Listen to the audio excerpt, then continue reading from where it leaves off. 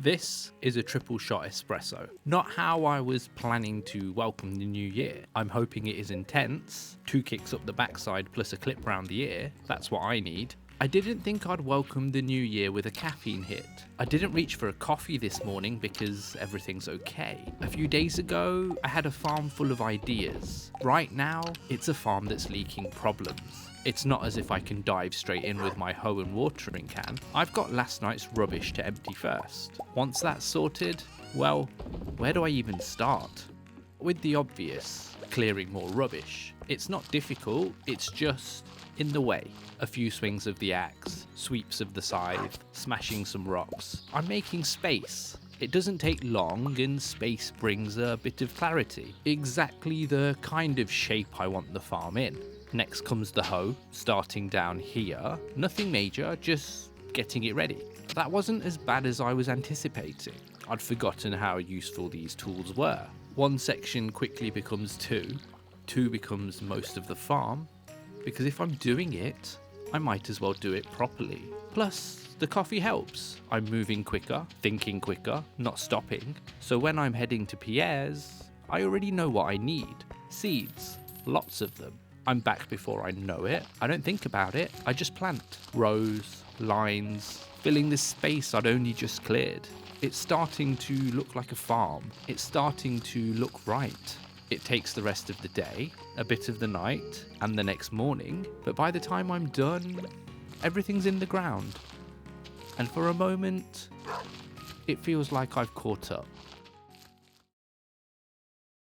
There are no more seeds left to plant. I should be allowed to take a minute and let the pressure evaporate.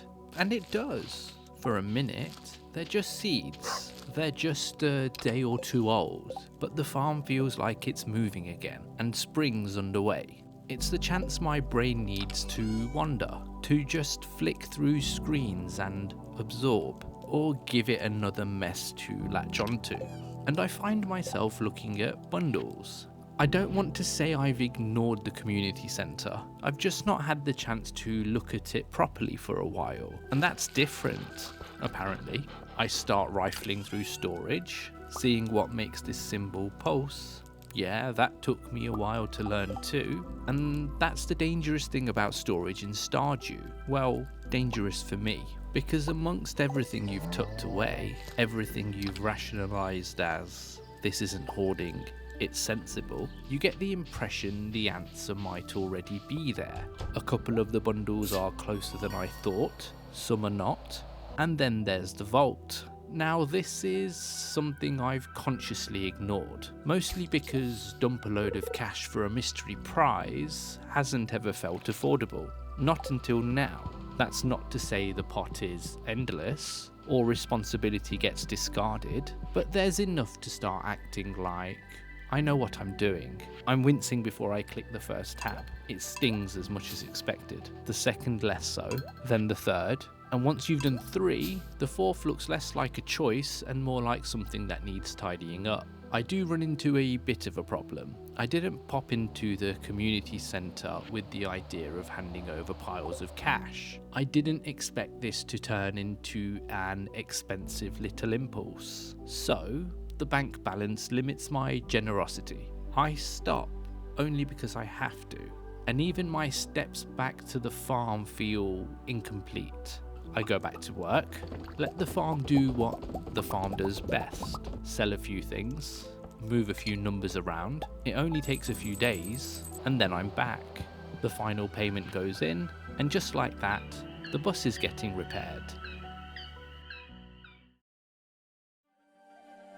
If you had asked me to pick a bus driver, I might have ended up at Pam. I'm not sure this is the most appropriate occupation for a woman who spends every night in the saloon, but when a ticket costs 500, that probably pays for her drinks and my insurance. The bus wheels out of Pelican Town and into one of those moments Stardew occasionally gives you, where something that's been sitting quietly in the background suddenly becomes a doorway. And I do mean doorway, because Calico Desert is a lot. I know a trader when I see one, and this one doesn't even want money. He wants the sort of materials I call rare. which suggests he and I have had very different weeks. Of course, there's a bright pink building tucked away in a corner. Inside, a woman called Sandy sells new seeds. A bouncer blocks something I clearly want to see. Back outside, there are coconuts, cactus fruit, trees to chop. A pond I might be able to fish in, a creepy fossil I tried to fix with my watering can, a strange triangle of pillars, and a cave with a door that finally gives the skull key something to do. That should feel like progress. It does feel like progress, right up until I step inside. I make sure there's a floor number in the corner, then I breathe, then take a step. Floor numbers are rules I know.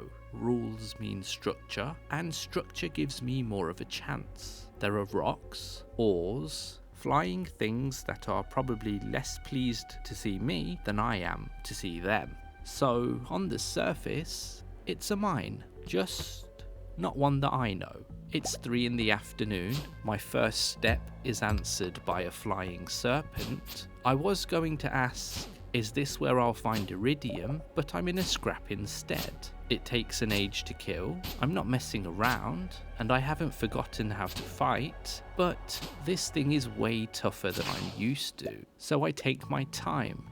And that's not the most natural state for me when I've just entered a place that might lead to an upgrade for everything. But I've not forgotten the quarry. Getting overexcited by a place with a skull outside didn't work out great last time, so I move carefully.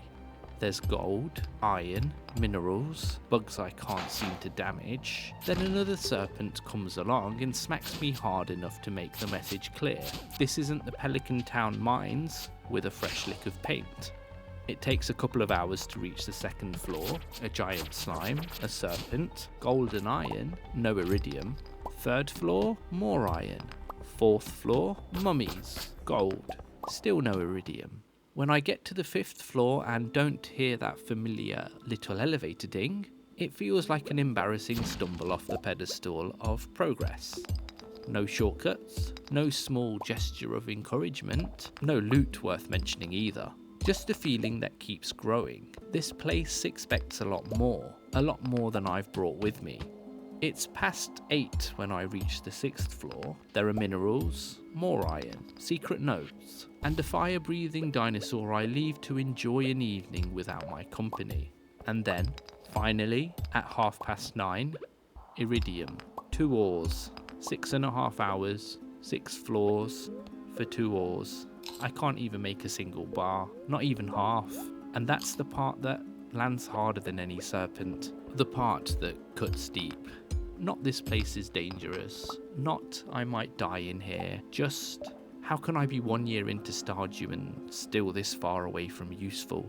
I keep smashing rocks, wondering if I should push on, because that's always the temptation, isn't it? You've come this far, spent this much time, surely the next floor has to make it worth it. But it's closing in on 10 o'clock, and that temptation sounds like the kind of thing I'd tell myself before something goes wrong. So I leave, chop a couple of trees, catch the bus home. Pam should be pleased, plenty of time to get to the saloon, empty the bags. And as I look at what I've brought back with me, the clearer it gets. I need more power, way more power. I feel weaker now than when I first entered the Pelican Town mines. Back then I was new, now I've got experience, a productive farm, a backpack full of systems, and somehow I've walked into a new mine feeling underqualified. So I start thinking about answers, the sword at Marlon's, bombs that have been sitting in storage, food buffs, ways to hit harder, move faster, get deeper. It doesn't take long for a new list to start forming. I really need the sword. I thought I was doing okay for cash. I need more. No matter what is going on with me, Pelican Town doesn't stop, and spring just keeps moving. Just when the farm started to feel under control, Leah's art show arrives. Seeing her standing in front of everyone in town, nervous, proud, quietly hoping people understand what she's made, I don't know, it feels important. Lewis is delighted, Robin likes the use of wood, Demetrius keeps on being Demetrius.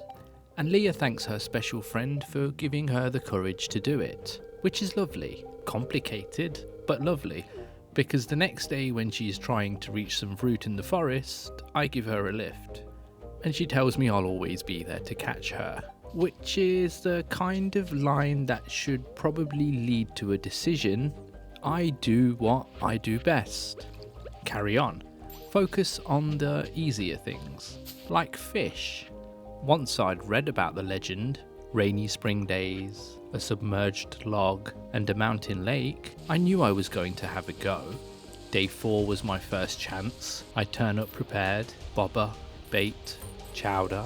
But this time, it's not the brutality of the glacier fish that gets me. It's the waiting, the hours between sightings, the long fights, the feeling that every failed attempt lands a little heavier than it should.